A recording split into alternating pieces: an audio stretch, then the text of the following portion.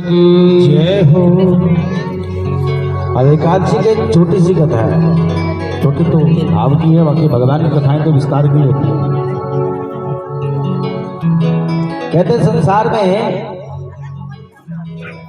लोग हमेशा उसी से मतलब रखते हैं जो किसी के काम का हो, जो किसी का काम का ना उससे कोई मतलब नहीं रखते। आपने सुना ही होगा ना, ये किसी काम का नहीं है, हाँ वो काम का आदमी है भैया, उससे बात कर लो। ये काम का नहीं है, इसको छोड़ दो। ऐसे ही बड़ा सरल सा भक्त संसार में प्रकट हुआ। अब बेचारा पूजा पाठ करने को जाने ना, दुनियादारी की समझ उसको होए ना। माता पिता बहुत प्रेम करते हैं, बच्चा कैसे भी हो, माता पिता का प्रेम तो बढ़िया, लेकिन आगे जब भाई और भाई जब विवाहित होकर भाभी आती हैं, बस खटपट तो फिर वहां से शुरू हो जाती। बोले राधे राधे राधे राधे। अब भाभी ने कहती कि हम अपने स्वामी जी को बादाम का हलवा खिला खिला कर थक गए, 1.5 हड्डी के 1.5 हड्डी है, और ये देखो सूखे टिक्कड़ खा करके भी कितना मोटा ताजा पड़ा हुआ है। तो नित्य ग्रह क्लेश करने लगी। स्वामी जी से कहने के महाराज इसके भोजन की व्यवस्था हमसे नहीं होती, हम अपने टिक्कड़ बनाने तक, इसके तो इतने टिक्कड़ बनाने पड़ते हैं, इसकी व्यवस्था करो। भाइयों ने कहा भाई देख हमारी जान छोड़ दे, तो यहाँ से कहीं चला जा, अपनी व्यवस्था कर। उसने कहा कहाँ जाऊँ? तो दुनिया बहुत बड़ी है, कहीं भी चला जा, दुनिया बहुत बड़ी है, चला जा। चल पड़ा महाराज, जाने लगा। अब उसकी एक समस्या थी कि भूखा नहीं रह सकता था। बोले राधे राधे राधे राधे। उसकी एक समस्या थी कि भूखा नहीं रह सकता था, भूख नहीं बर्दाश्त होती थी उससे, बड़ा परेशान। चला गया भोजन की तलाश में। दूर नजर पड़ गई एक मंदिर पे, मंदिर के बाहर खड़े एक महात्मा जी, और महात्मा जी थोड़े तंदुरुस्त मोटे कार्य होते ही महात्मा ब्रह्मस्त्र की चिंता फिक्र तो है नहीं कोई। देखिए महात्मा जी मोटे, इसका मतलब खाते बहुत होंगे तभी इतने मोटे हैं। इतने महात्मा जी के पास पहुंचा, दंडवत की, अंदर दृष्टि देखी तो महात्मा जी की जो चेले वो भी खूब मोटे ताजे। सोचने लगा यहाँ बहुत अच्छी खुराक मिलती है इन लोगों को, तभी इतने मोटे ताजे। किसी तरह यहाँ एडमिशन हो जाए, मेरी भोजन की समस्या का समाधान हो जाए। महाराज जी हमें भी शरण ले लो। महाराज जी ने कहा ये आजकल का कोई प्राइवेट स्कूल थोड़ी है जिसमें दुनिया जहान की फीस देनी पड़े, आ जाओ। अच्छा तो करना क्या होगा, कोई काम? महाराज जी ने कहा काम वाम कुछ नहीं है यहाँ, बस भगवान का नाम ही लेना है तुम्हें, यही काम है। अच्छा पंगत महाराज, पंगत का मतलब भोजन जब पाते थे ना लोग, तो पहले हमारे सनातन की विधि थी कि हम लोगों का विधान क्या होता था कि हम सभी पंगत में बैठ करके भोजन करते थे ना, पंगत में बैठ करके भोजन। अब पंगत का विधान खत्म हो गया है, हाथ में थाली लेकर के हम लोग खड़े होकर के भोजन खाते। बोले राधे राधे राधे राधे। व्यवस्था हम लोगों ने बिगाड़ दी, ये बनाने वाले हम नहीं है। हमारी सभ्यता तो कुछ और थी, लेकिन हमने पकड़ कुछ और लिया। हमारी सभ्यता होती थी, हम घर के द्वार पर लिखते थे सुस्वागतम। क्या लिखते थे? सुस्वागतम। जो पायदान होता था उसमें भी लिखा होता था सुस्वागतम, लेकिन आजकल द्वार पे लिखा था कुत्तों से सावधान। क्या लिखा होता है? जितने बड़ी हवेली के द्वार पे लिखा होता था कुत्तों से सावधान, महाराज के अंदर कुत्ते हैं, ध्यान से आना। पहले लिखा होता था सुस्वागतम, आजकल नहीं रहा। और तो और नई प्रथा का प्रचलन, किसी का जन्मदिन हो महाराज तो जन्मदिन का उत्सव ठीक रात को 12 बजे भूतों के टाइम में मनाते हैं, अर्धरात्रि में। पूछे किसी से क्या माजरा है भाई, आज ये क्या चकाचौंध है? जन्मदिन है जी। तो जन्मदिन का ये अर्धरात्रि का क्या विधान है? अर्धरात्रि का क्या मतलब? कहने भाई अब रात के 12 बजे डेट बदलती है अंग्रेजों की डेट बदलती है, तो हमने तो अंग्रेजों की सभ्यता पकड़ ली, तो अंग्रेजों की सभ्यता पकड़ी तो हम तो जन्मदिन में अंग्रेजों वाला मनाएंगे, हिंदुओं वाला थोड़ी मनाएंगे, सनातन विधान का। अच्छा ठीक है, वो भी कर लिया। उसमें एक और विधान, मोमबत्तियां जला करके फूंक मार देंगे, भगवान मेरी जिंदगी में प्रकाश मत करना कभी भी, अंधकार ही अंधकार रखना। फिर दूसरा एक महान काम कि कहीं गलती से प्रकाश रह गया तो जैसे मैं नाम काट रहा हूं ना, ऐसे राशन कार्ड से जल्दी मेरा भी नाम काट देना। तो ये सिखाता कौन है लोगों को? ये आज तक समझ में नहीं आई बात कि जीवित आदमी के नाम के ऊपर चाकू चलाओ और फिर उसी को खा लो। जल्दी बत्ती को बुझा करके अंधकार कर दो और उत्सव मनाओ। ये हमारी संस्कृति और हमारी सभ्यता नहीं है। अपनी पकड़ो, लोगों की छोड़ दो। तो बड़ा सरल आदमी था, चला गया, भगवान की कृपा से इसको एडमिशन तो मिल गया महात्मा जी के पास। अब ये बेचारा रोज उठे तो मंदिर में जाए, ये सबसे पहले उठ करके रसोई में जाकर सूंघने जाए, पहले आज कौन सी सब्जी बनी है, क्या छौंक लगा हुआ है। रोज जा करके। लेकिन इस बेचारे को क्या पता था समस्या यहाँ भी आने वाली है। एक दिन एकादशी का दिन आया आज की तरह, तो यहाँ चूल्हे पड़े सवेरे से ठंडे। आकर के देखता तो चूल्हे ठंडे। गुरुजी जी के पास गया, महाराज जी क्या आज भगवान की भोग की तैयारी नहीं चल रही है? गुरुजी ने कहा वो बताना भूल गए, आज जो है ना एकादशी। महाराज वो क्या होती है? कहते हैं एकादशी वो होती है जिसमें न कुछ बनता है और न कुछ मिलता है। कहला महाराज एकादशी अगर है तो आप अपने चेलों से कराओ, बहुत चेले हैं। गुरुजी ने कहा भाई तुम भी चेले पड़ गए हो, कंठी बात है तुम्हारे गले में, पक्के चेला बन गए हो। महाराज एकादशी मैं तो रख नहीं सकता। गुरुजी ने कहा रखनी तो पड़ेगी, आश्रम में हो तो रखनी पड़ेगी। तो क्या लगा महाराज अगर मेरी एकादशी करवा ली तो कल की द्वादशी तो मैं देख ही नहीं पाऊंगा, उससे पहले मेरा कल्याण हो जाएगा। गुरुजी ने कहा भाई बड़ा कठिन है। अच्छा भोजन बना लेगा? कहता मरता क्या ना करता, मरता क्या ना करता। हमारे पास भोजन की बहुत उपलब्धि है, इस कारण से हमारे पास विकल्प है। ये सब्जियां हमें नहीं खाते, ये दाल हमें पसंद नहीं है, ये हम क्योंकि हमारे पास बहुत है। जिस दिन इन चीज की उपलब्धि कम हो जाएगी अपने आप उसका महत्व बढ़ जाएगा। तो गुरु जी ने कहा बना लेगा? कहते हाँ हाँ बना लूंगा। दे दिया सवा सेर आटा, आलू, गुड़ और कह दिया नदी के तट में पीपल का पेड़ है, उसकी जड़ में बैठ करके भोजन बना लेना। और जाते जाते का एक बात का ध्यान रखना, पहले ठाकुर जी को भोग जरूर लगाना, भगवान को भोग लगाना, फिर खाना चाहिए हमारा। फटाफट गया जल्दी जल्दी, भूख के मारे बनाए सूखे टिक्कड़ जो भी बने थे। और टिक्कड़ बनाने के बाद खाने की तैयारी करी। गुरु जी की बात याद की, गुरु जी ने कहा था भोग लगा, तो भोग लगाने लगा अपने भावों से। और क्या कहने लगा? अपने शब्दों में से बुलाने लगा भगवान को, ओ राजा राम आइए, प्यारे राम आइए, मेरे भोजन का भोग लगाइए। ओ राजा राम आइए, प्यारे राम आइए, मेरे भोजन का भोग लगाइए। ओ राजा राम आइए, प्यारे राम आइए, मेरे भोजन का भोग लगाइए। ओ राजा राम आइए, प्यारे राम आइए, मेरे भोजन का भोग लगाइए। भगवान को बुलाने लगा, प्रभु आइए भोजन पाइए। अब तो समझा जैसे हम भूखे बैठे, शायद भगवान भी ऐसे भूखे बैठे होंगे, एक बार बुलाने से आ जाएंगे। तो फिर भी जानने लगा शायद भगवान इस कारण से नहीं आते हैं, भगवान को तो पूजा की थाली सजी हुई चाहिए।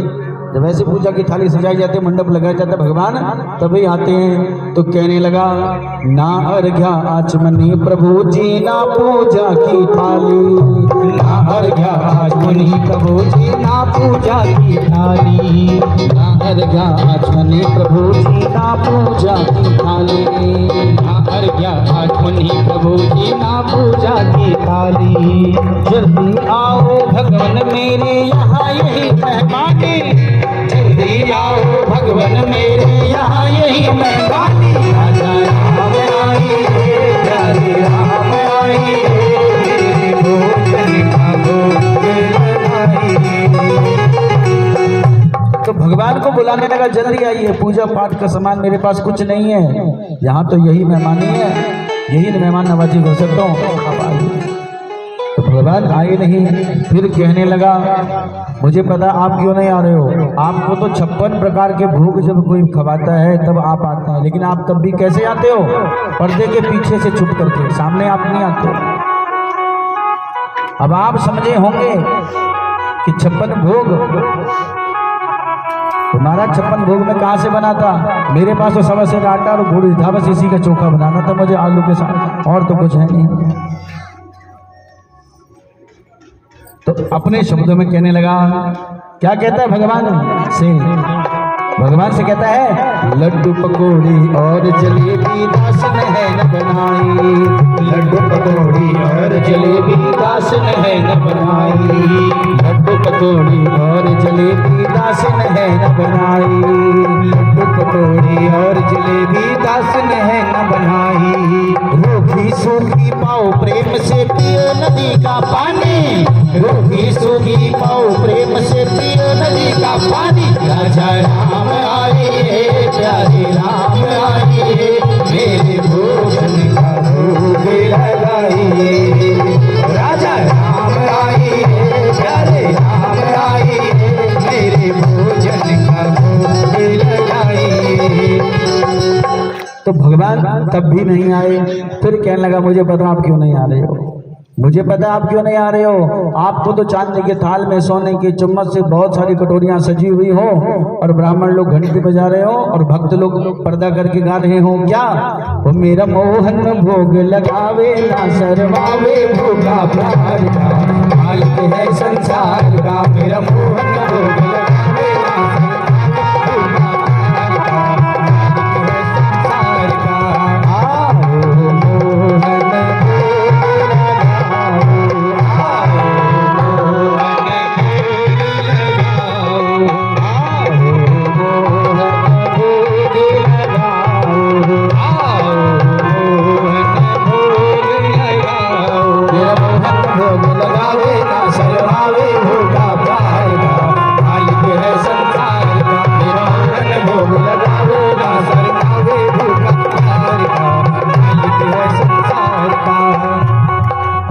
तब आते जो भक्त लोग बुलाते हैं, लेकिन आज चक्कर में मत पड़ना, शब्दों की ओर विशेष ध्यान दें। कहने लगा आज उस चक्कर में मत पड़ना महाराज। आप सोचो कि पर्दे के पीछे जाकर के हम छुप के खाएंगे बहुव्यंजन चांदी के थाल में, तो वहां से तो मैं ही जान छुड़ा करके आ रहा हूँ। वहां से तो आज मैं ही जान छुड़ा करके आ रहा हूँ। क्या कहते हैं, अरे भूल करोगे जो तज दोगे भोजन रूखे सूखे। अरे भोजन रूखे सूखे, भूल करोगे जो तज दोगे भोजन रूखे सूखे। अरे भोजन रूखे सूखे, मंदिर में है आज एकादशी बैठे रहोगे भूखे। मंदिर में है आज एकादशी बैठे रहोगे भूखे। राजा राम आइए सारे राम आइए मेरे भोजन का इतना कहने की देरी थी कि भगवान को जब उसने कहा महाराज मंदिर में जाओगे तो वहां तो भूखे रहोगे आज, क्योंकि वहां तो आज एकादशी है महात्माओं की सभी की, मिलेगा कुछ नहीं, यही आ जाओ। भगवान कहते हैं उसके इस बात पर रीझ गए और तत्क्षण भगवान प्रकट हो गए। बोली भक्तवत्सल भगवान की जय हो। महाराज भगवान आ तो गए, लेकिन जैसे भक्त वैसे भगवान, क्योंकि भक्तों में बड़ी शक्ति होती है भगवान को बदलने की। भगवान आ तो गए, लेकिन कैसे भगवान कैसे आए। सीता समारोह पित भाम भागम पाणो महासाय गुचार चापम। भगवान जी अकेले नहीं आए, साथ में सीता मैया को ले आए। अब भगवान की तरफ देख के फिर रोटी गिनना शुरू कर दे, भगवान को देख के रोटी गिनना शुरू कर दे। क्यों? क्योंकि उसने सोचा था एक भगवान आएंगे और एक भक्त, खाने वाले दो, लेकिन यहाँ हो गए तीन। दो तो भगवान है और एक भक्त है। अब रोटियां बनी है दो की, खाने वाले तीन हो गए। ऊपर देखे नीचे देखे भगवान हंसते बोले क्या बात हो गई है, ये किस चक्कर में पड़ गया। कहने लगा महाराज आपको देख करके आनंद आता है, सब कुछ भूल जाता हूँ, बड़ा प्रसन्न, आने में देर जरूर करी लेकिन आपको देख के प्रसन्न हो गया। अब आइए, लगता बिना एकादशी जाने वाले नहीं हो, आज आप मेरी एकादशी करा करके जाओगे।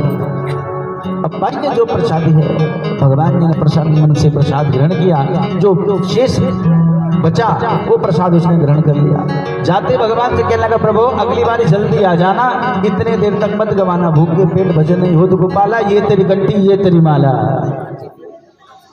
क्योंकि भक्तों के भी जब पेट में कुछ जाता है दाना तभी आनंद आता है। चकाचक भोजन पाया, फिर देखिए आवाज कैसी आती है। भगवान ने कहा ठीक है। और अगली बारी गुरु जी के पास गया, गुरु जी ने कहा हाँ चेला एकादशी है। कहने लगा महाराज वहां तो भगवान जरा ज्यादा आते हैं, आप तो मेरा आटा 3.25 सेर कर दो, 3.25 सेर।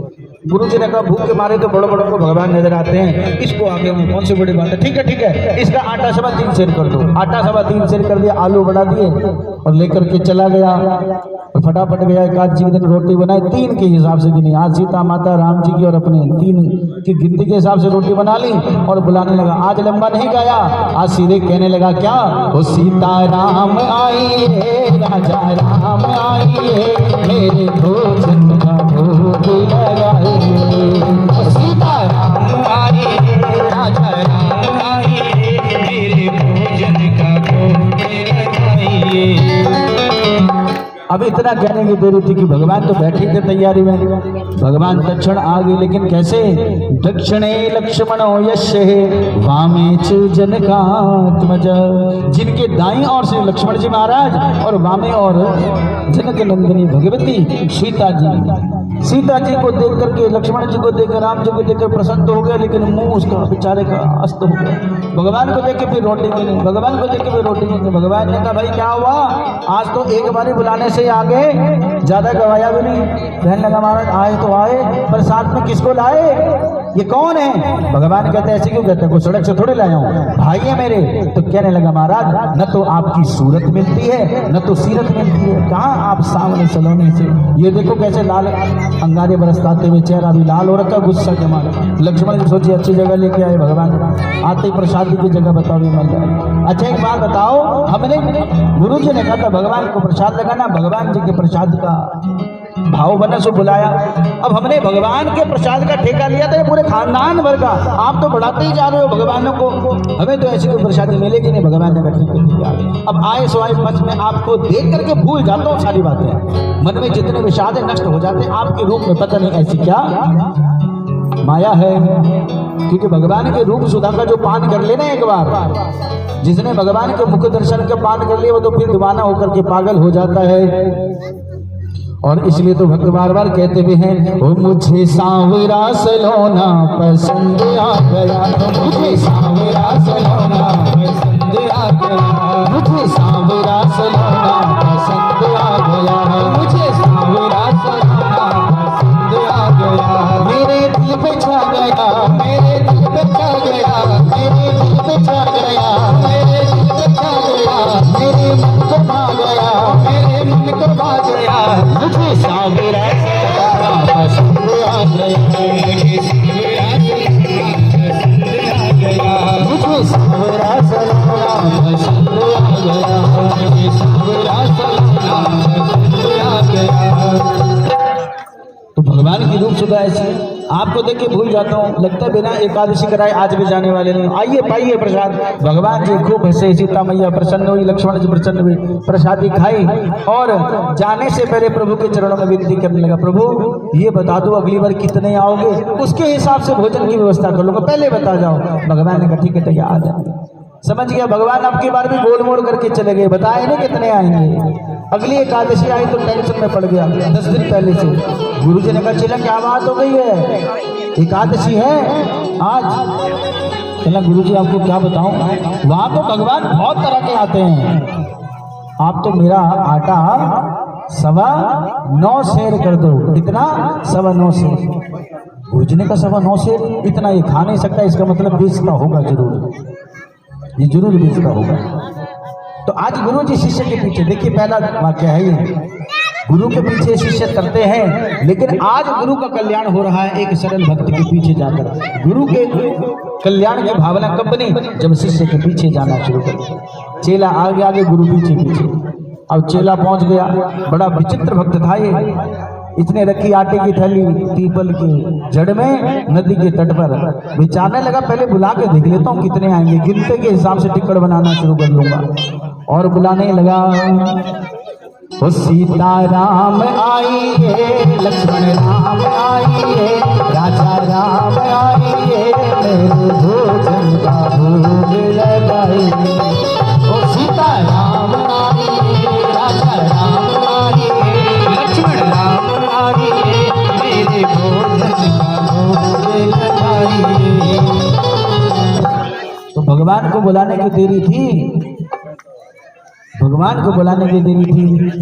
तो बीच जंगल में भक्त ने कीनी करुण पुकार, एक भक्त ने बड़ी करुण पुकार करी बीच जंगल में। बीच जंगल में भक्त ने कीनी करुण पुकार, ताक्षण में प्रकट भय प्रभु लेकर राम दरबार। बोले सियावर रामचंद्र भगवान की जय हो। अब की बार भगवान पूरा राम दरबार लेकर के प्रकट हो गए। बुलाने की देरी थी राम दरबार में। श्री शत्रुघ्न लाल जी, भरत जी, राम जी, लक्ष्मण जी, मैया सीता और साथ में हनुमान जी, ये पूरा दरबार देख करके चिंता के मारे भगवान से कहते क्या बात, आज पूरा गांव उठ करके आ गया, सारे एक साथ, इतने सारे। भगवान ने कहा बुलाया था तो आना पड़ा। कहने लगा महाराज आए सो आए। तो भगवान कहते कहाँ है प्रसादी? कहने लगा महाराज प्रसादी मुझे वैसे भी नहीं मिलनी थी, वैसे भी नहीं मिलनी थी। वो पड़ी आटे की थैली, वो पड़ी नदी, और ये है यहाँ पर पीपल का पेड़। आप ही बनाओ, आप ही पाओ और खाओ, हमें तो मिलना ही कुछ नहीं है।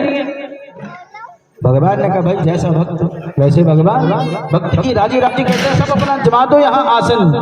सीता मैया को कह दिया आप तो अन्नपूर्णा देवी पार्वती के रूप में कहते हैं चूल्हा संभालो, इसलिए हमारी माताएं जो है साक्षात अन्नपूर्णा स्वरूप होती है। इसलिए हमें हमारी रसोई घर में कभी चप्पल पहन करके नहीं जाना चाहिए, लेकिन आजकल तो बिना चप्पल के कहीं काम चलता ही नहीं महाराज। बोले राधे राधे राधे राधे।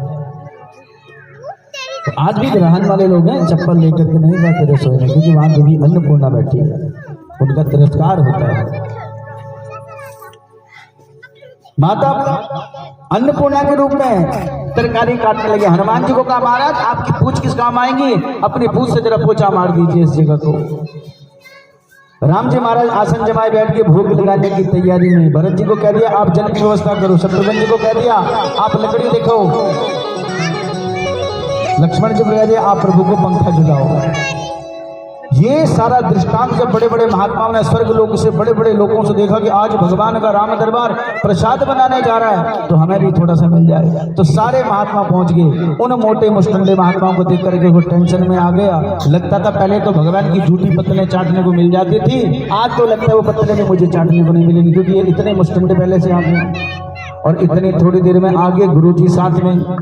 गुरु जी आए, गुरु जी ने कहा चेला क्या बात है। गुरु जी को पकड़ लिया महाराज देखिए आपने मेरे पीछे कितने देवताओं की फौज लगा दी, कितने देवता मेरे पीछे पड़े, देखिए कहाँ है। अब गुरु जी को देवता दिखे ही ना, राम जी को ही दिखे ना। तो पूछने लगा महाराज ये क्या माया है, आप मुझे दिख रहे हो मेरे गुरुदेव को नहीं दिख रहे हो। भगवान ने कहा तुझे दिख सकता हूं लेकिन तेरे गुरु को नहीं दिख सकता। क्यों? मैं तो कुछ नहीं जानता, मेरे गुरु तो बड़े सिद्ध कोटि के सिद्धात्मा है, महात्मा है, धर्मात्मा है, पुण्यात्मा है। अरे मैं अज्ञानी तो पूजा पाठ की कोई विधि नहीं जानता। भगवान ने कहा बिल्कुल तेरे गुरु महात्मा है, सिद्धात्मा है, धर्मात्मा है, पुण्यात्मा है, लेकिन तेरी तरह सरल नहीं है, तेरी तरह सरल नहीं है। हम जीवन में धनवान बनते हैं, संपत्तिवान बनते हैं, पुत्रवान बनते हैं, क्या क्या मान बनते हैं, लेकिन कभी सरल बनने का प्रयास नहीं करते। और जिस दिन जीवन में सरलता आ गई समझो भगवान भी हमें सरलता से प्राप्त हो जाएंगे। ये कहने की देरी थी गुरु जी की आंखों में आंसू की। वास्तव में सब कुछ बने लेकिन कभी सरल नहीं बने। तो कहने लगा महाराज बिना गुरु जी को दर्शन कराए तो मैं भी जाने आपको देने वाला नहीं हूँ। और भावों से कहने लगा हो राजा राम आइए, प्यारे राम आइए, मेरे गुरुवर को दर्श कराइए। राजा राम आइए, प्यारे राम आइए, मेरे गुरुवर को दर्श कराइए। सीता राम आइए, लक्ष्मण राम आइए, मेरे गुरुवर को दर्श कराइए। सीता राम आइए, लक्ष्मण राम आइए, मेरे गुरुवर को दर्श कराइए। बोली भक्तवत्सल भगवान की जय हो, सियावर रामचंद्र भगवान की जय हो। फिर सारी बातों पर यकीन करना प्राणियों के लिए बड़ा कठिन हो जाता है कभी कभी। क्यों? क्योंकि हम अपने जीवन में कभी सरलता को धारण नहीं करते। इस भक्ति सूत्र का तात्पर्य ये बनता है कि आप अपनी भक्ति को और अपने जीवन को जितना सरल और सहज बनाएंगे, आपकी भगवान के प्रति प्रीति और भगवान के प्रति निकटता उतनी ज्यादा बनती जाएगी। बोलिए सियावर रामचंद्र भगवान की जय हो, श्री वृंदावन बिहारी लाल की जय हो, सानंद कंद भगवान की जय हो, श्री राधा गोविंद भगवान की जय हो। सीताराम जी की प्यारी रज धन लागे।